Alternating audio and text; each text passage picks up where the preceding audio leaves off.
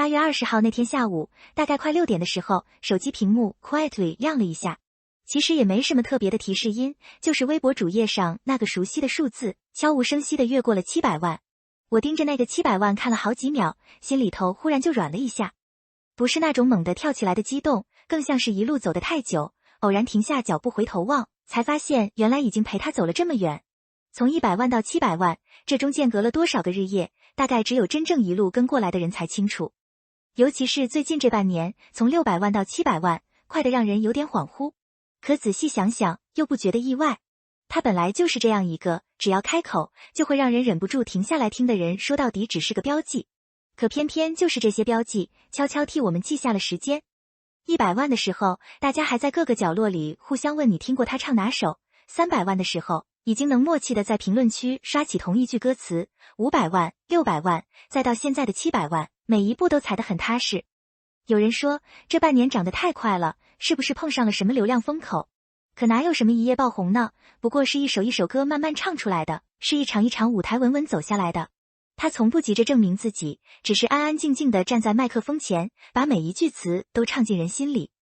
听众的耳朵是最诚实的，谁在敷衍，谁在用心，一听便知。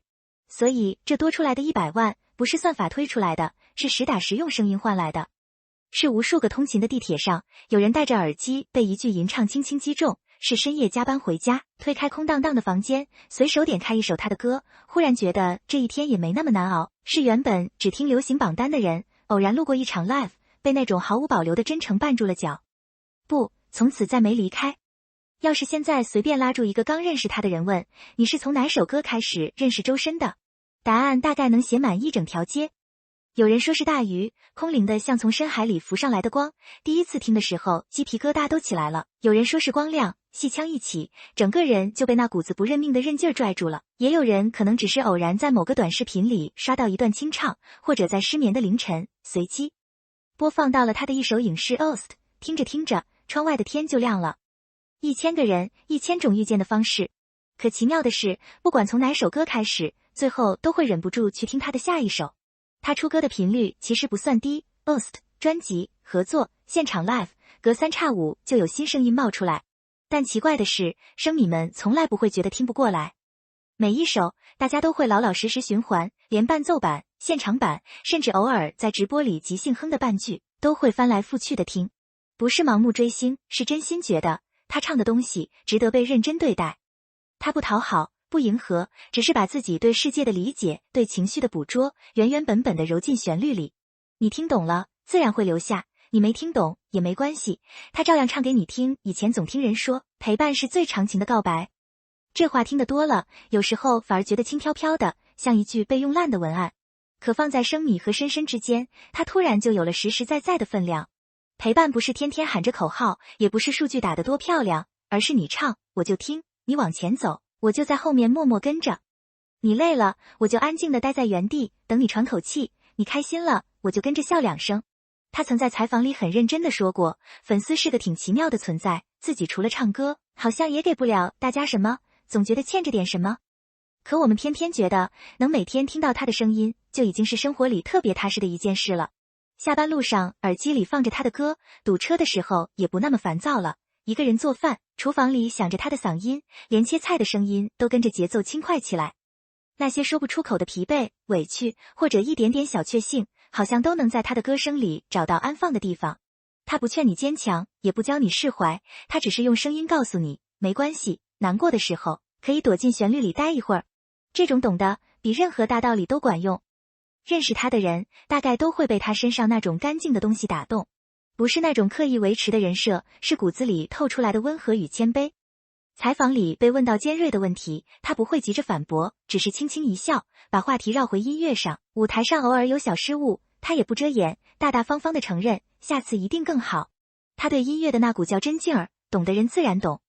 录音棚里为一个尾音反复琢磨，彩排时一遍遍走位找感觉，连歌词里的一个标点符号，他都会去跟制作人对节奏。很多人说他有天赋，可天赋这东西，如果不配上日复一日的死磕，早就被时间磨平了。他偏偏是那种明明可以靠天赋吃饭，却非要靠汗水铺路的人。从初登舞台的青涩，到如今能从容驾驭各种曲风，他走过的路并不平坦。有过被质疑音色太特别的时候，有过被贴上标签的时候，也有过站在十字路口不知道该往哪走的时候。可他没停下，只是把那些声音都画进了歌里。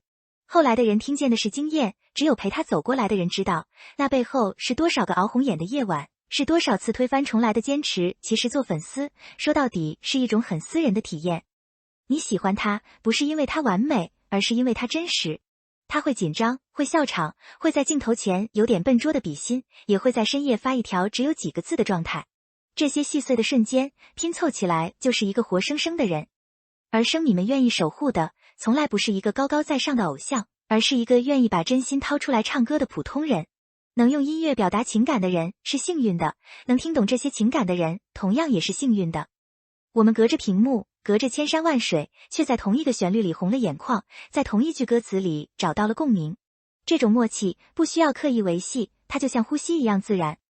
你不需要向谁证明你有多喜欢他，只需要在某个瞬间，当他的声音响起时，心里轻轻说一句，原来你也在。